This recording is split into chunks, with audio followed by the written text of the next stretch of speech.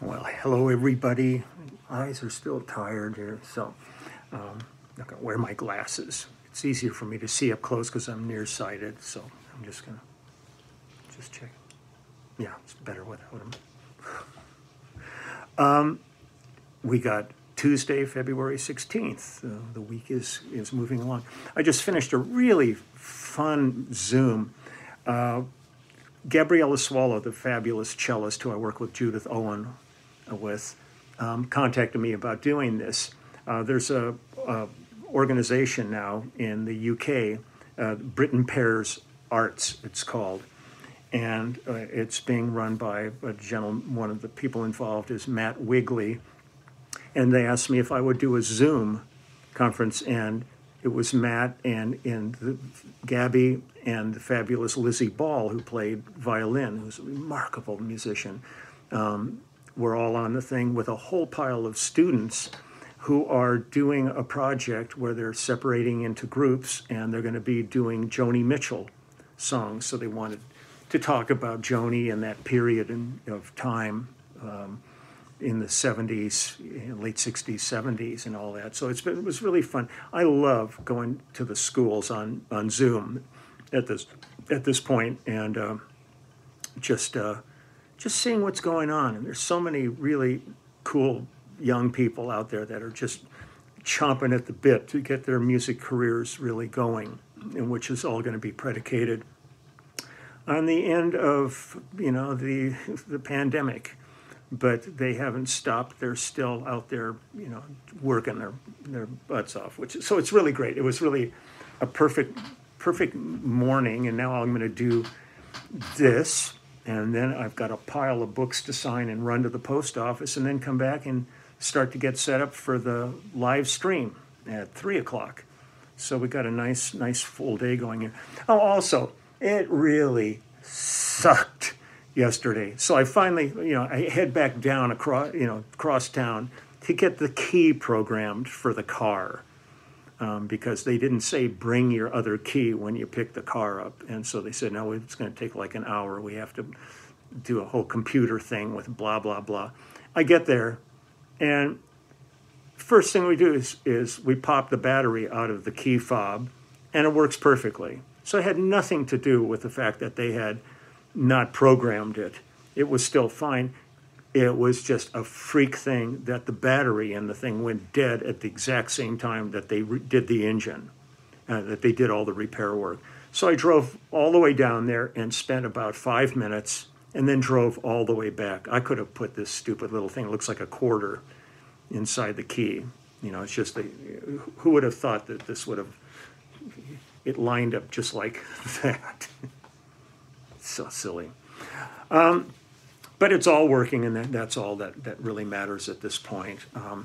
So today I was going to go back. I rediscovered this, and there's so much history in this. I mean, I wrote down a whole bunch of stuff about this. But if anybody's interested, go back and go to Wikipedia and look up Dion DiMucci, or just Dion. Because Dion, when I was in high school, he had hit records out there. He had Runaround Sue and The Wanderer and Ruby Baby, and later on Abraham Martin and John. He had all these amazing songs. I mean, he's been a force in the music business. I mean, his career's, like so many, is kind of like this and went like this and went like this. It wasn't one of these like that and over, because he's still at it. But I was really excited when I got called to work with him. He was inducted in the Rock and Roll Hall of Fame back in, I think, in '89. Just one of those guys. And when we were in the studio, this was good. I'll never forget this. He just kind of off the cuff did like a rap version of The Wanderer. And we were all like completely mesmerized by this. And when it was all through, said to the engineer, "You got that, didn't you?" And he was going, he says, I didn't know he was going to be doing that. And I didn't have, you always have to have the machines running. You've got to have some format going to document things, because it was absolutely unbelievable. And he just did it for fun. So no, I'm not going to do that again. Let's get to work. And we're all going, oh no.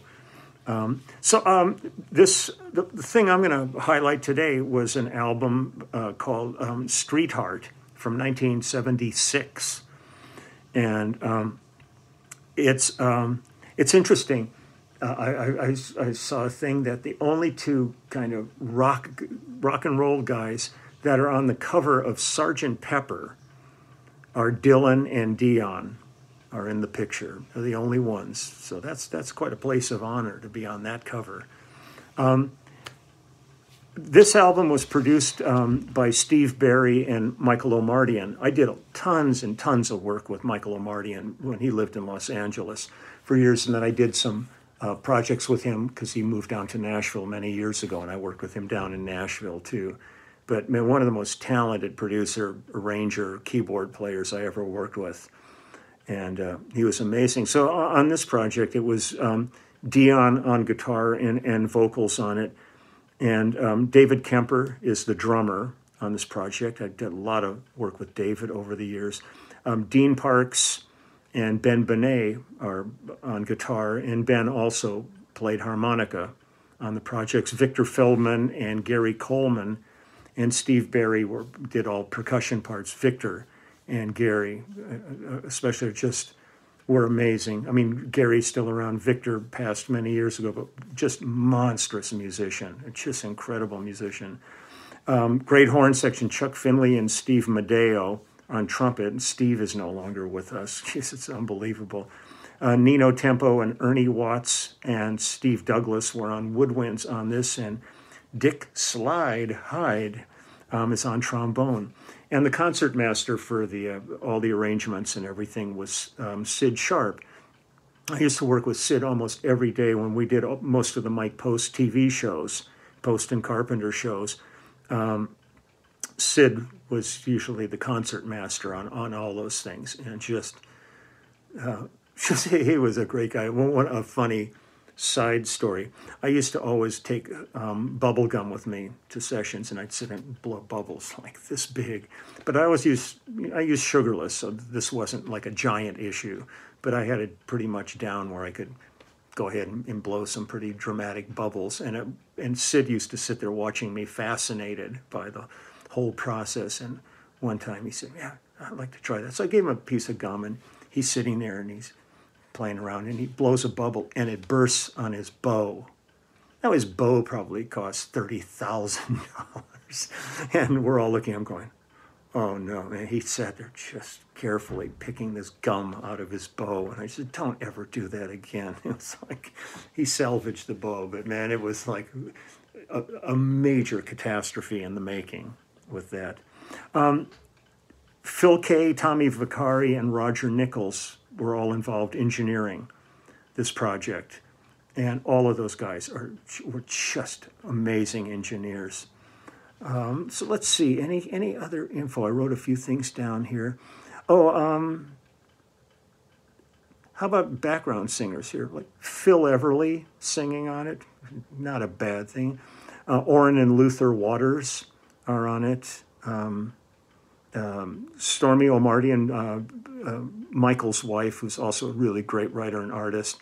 Who else we got? Carolyn Willis and Ann White and Myrna Matthews were all singing background on this. I've got a great picture of Orrin Waters in my book. If you see this guy making this big face, sticking his tongue out, that's Orrin Waters. The Waters family they're staples in the LA music scene. Incredible family of singers, and they've done tons and tons of records. But if you it's worth going to Wikipedia and reading Dion's biography in there. A most remarkable life this guy's lived. So it's well worth checking out. So I'm going to go ahead. I'm going to play a couple of tunes here. I'll get back to playing them. I just did a track yesterday for Connie Jackson, who was one of the singers with us on Phil's 2004 tour, on the First Final Farewell tour. And I mentioned yesterday she's been deeply working as an actress, but decided she also wanted to get back into music, so they sent me a track to do. And I did it, and it sounds like they're real happy with it, so I'm grateful for that, and sent off another track to Ian Pace, and he wrote back and he said that he was very happy with it. So, work continues here. So I'm going to play some songs, and then I'm going to take care of my errands, and then I will get ready for the live stream. So I look forward to that. So here we go. This is a song called You Showed Me What Love Is. So this is 1976, God, the Wayback Machine, an album called Street Heart. So here we go.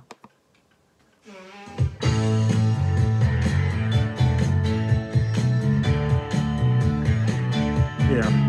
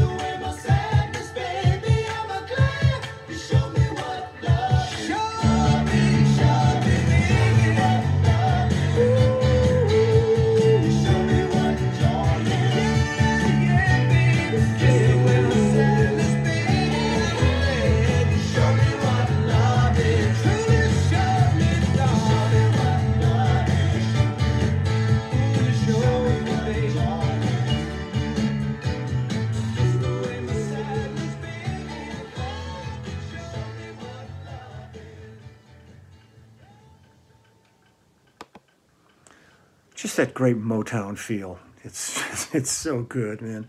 I love that kind of a thing. And everybody just played so great on it. And it's just, for me, it's like I think back to high school, and when songs like Run Around Sue and The Wanderer and Ruby Baby were happening. It's still, it was just like it really brings back memories of another time and all that. And it's amazing the artists that have sustained careers over so many decades and still are really good. I watch a lot of these like PBS doo-wop shows and stuff, and some of these groups from the 60s are performing on them, and man, they sound so good. It's like it's old versions of these people, but musically you close your eyes and some of them still have it. It's really something. So here's another song, I'll Give You All I've Got. And just being, man, I really am fanboy when I get in the studio and I see somebody like this that's been around my whole life. You just kind of go, wow, this is really cool. I feel so lucky. So here we go. This is I'll Give You All I've Got.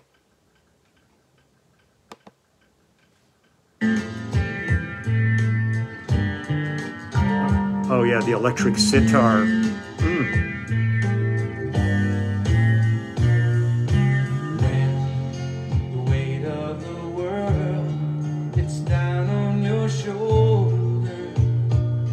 Sometimes you just can't see your way. Don't let it get you down. Don't hide in that frown. On that bright shiny day, there's no need to take the sun out of life. I'll make any sacrifice, bring you back to dream, baby.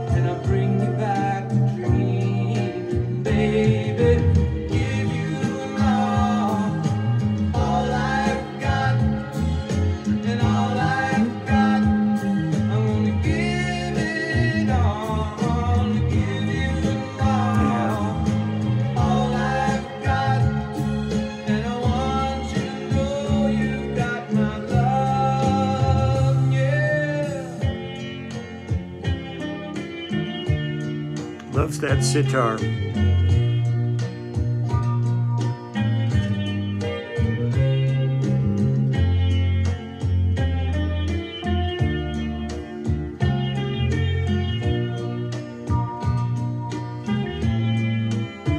Now there's no need for you to beg or be ashamed. Just call upon my name and I'll bring you back to dream, baby.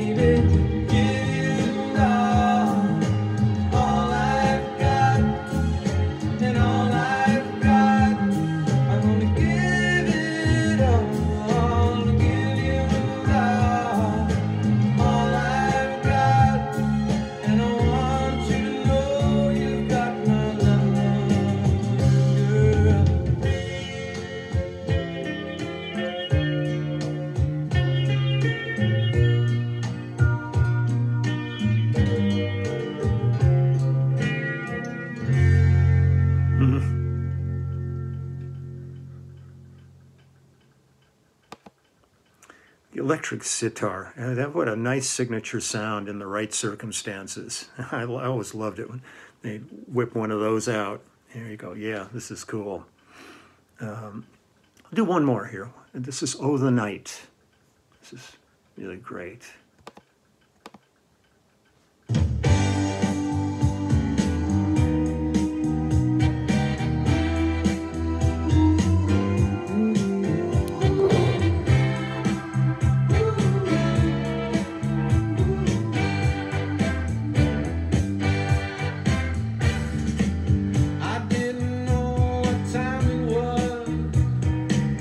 All I know is that I kept on dancing.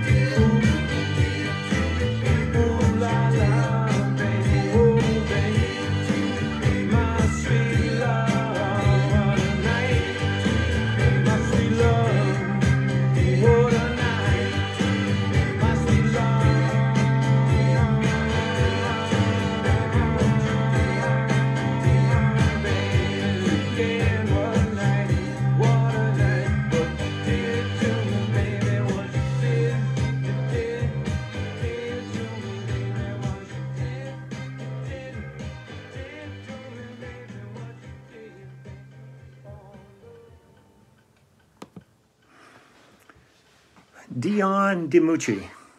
So, like I said, check him out. Go look at the Wikipedia. It's a pretty remarkable career, remarkable history.